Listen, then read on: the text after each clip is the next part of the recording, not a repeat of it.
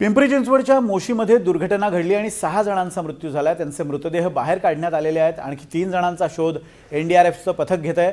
दरम्यान काही वेळेपूर्वी घटनास्थळी उपमुख्यमंत्री सुनेत्रा पवारांनी भेट देत पाहणी केली आहे। आणखी 3 मृतदेह बाहेर काढण्यात यश आले। आता मृतांची संख्या एकूण 6 वर पोहोचली आहे। आणखी 3 जण आतमध्ये अडकल्याची माहिती आहे, त्यामुळे त्या 3चाही शोध सुरू आहे।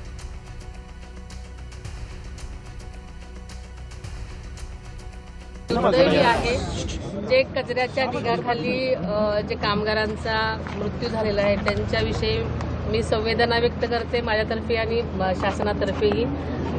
झालेली घटना अतिशय दुर्दैवी होती आणि अकस्मात झालेली आहे आणि म्हणजे इतर दुर्घटनेपेक्षा ही वेगळी आहे, कारण हा कचऱ्याचा ढीग असल्यामुळे जी आपण म्हणता की जी हे चाललेलं आहे तपास यंत्रणाला वेळ लागतोय, त्यामुळे मला असं वाटतं की कचऱ्याच्या ढिगातून विषारी वायूचा पण संसर्ग असल्यामुळे त्याला वेळ लागतोय। पावसाचे दिवस असल्यामुळे पाऊसही आहे, या दोन्ही गोष्टीमुळे ह्या गोष्टींना जरासा वेळ लागत होता, त्यामुळे नातेवाईक संतप्त होते, पण त्यांनाही मी आता समजवलेलं आहे।